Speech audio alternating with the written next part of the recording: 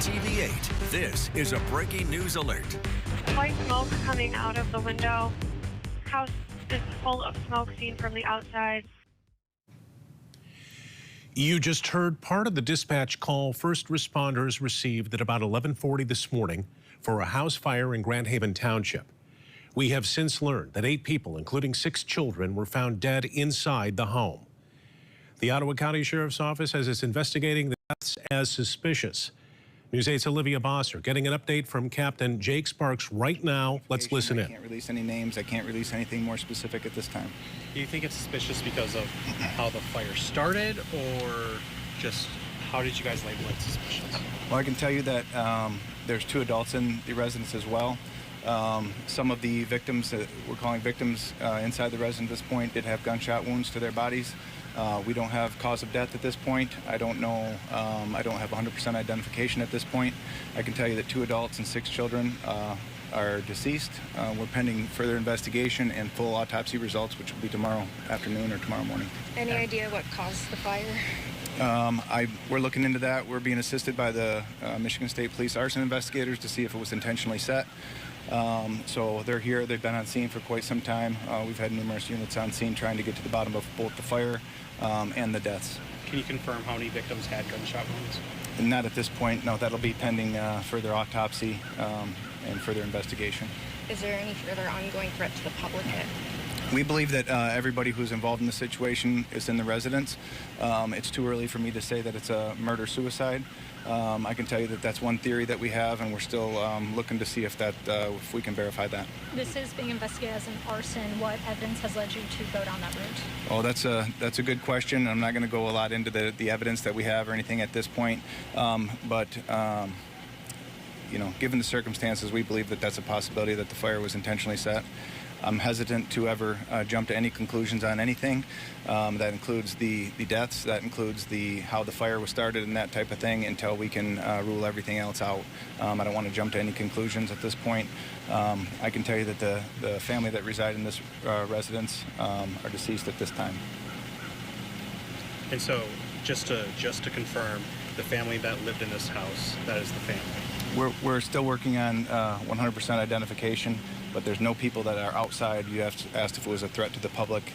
There's nobody that we think is no longer involved with this family that we're looking for as a suspect at this point. It doesn't mean that couldn't change. We're looking at the theory of murder-suicide, like I said, but we don't even have complete identifications yet, and we're still investigating all of that. You guys had canines out here. Can you kind of explain what their role is? That's a good question. I would direct you to the Michigan State Police arson investigators for that, but I know that some canines are trained in the detection of accelerants. They can smell accelerants to see if a fire was intentionally set. I'm good. Is there any other? Not that I know of, no. We've have no history at this house as far as I know. You said some of the victims were shot. Are you looking for an outside suspect, or do you believe that there is not anyone? At this point in the investigation, we're not looking for an outside suspect, but that can always change. So I'm hesitant to rule anything a murder-suicide or anything like that until I know for 100% certainty, and I'm not going to say that at this point. We don't even have complete cause of deaths on all the victims yet. That will be pending autopsy.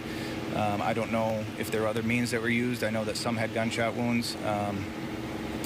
We're looking into all that, and it'd be too premature for me to say what caused their deaths. So. Were you able to find the gun that? Yeah, I'm not going to go into that at this point. It's still under investigation, but that's part of what the detectives are all doing in there right now.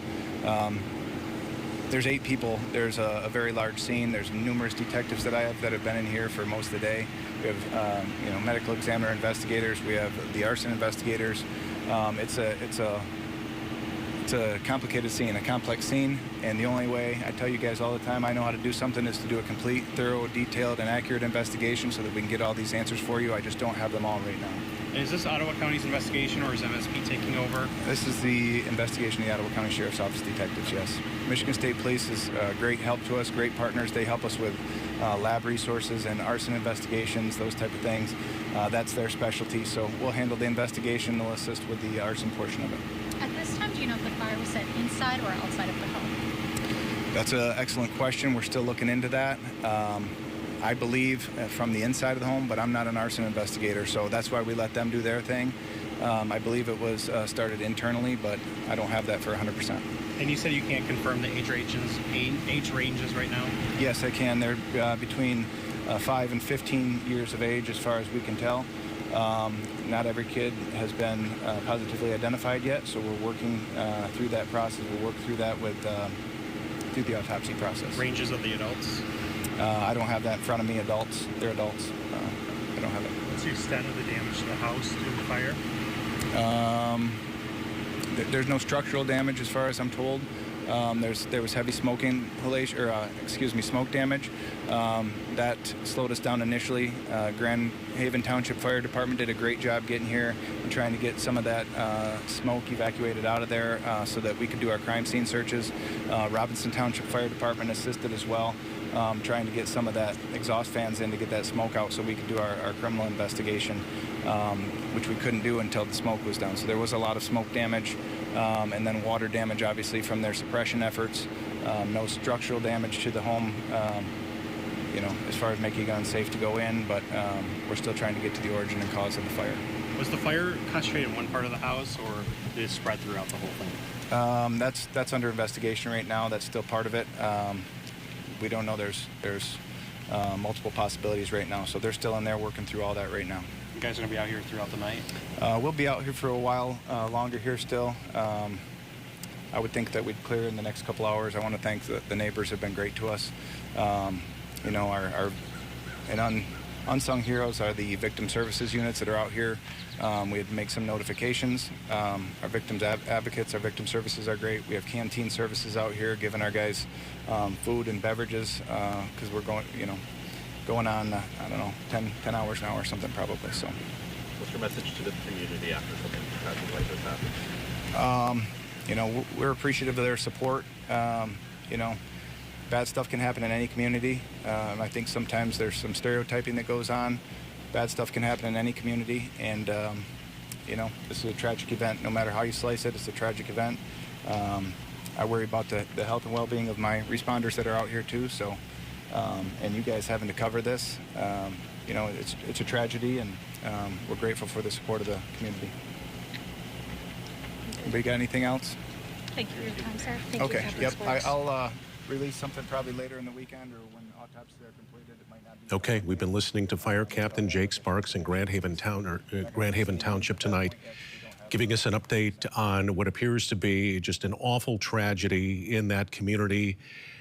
A possible murder-suicide involving gunshot wounds and a fire that broke out earlier today. 8 people, 2 adults, 6 kids, all dead. As the fire captain was saying, this is a large scene, still being processed. It's complicated. The Ottawa County Sheriff's Office is the lead investigative department handling this. The kids, we're told, ranged in age from 5 to 15 years of age.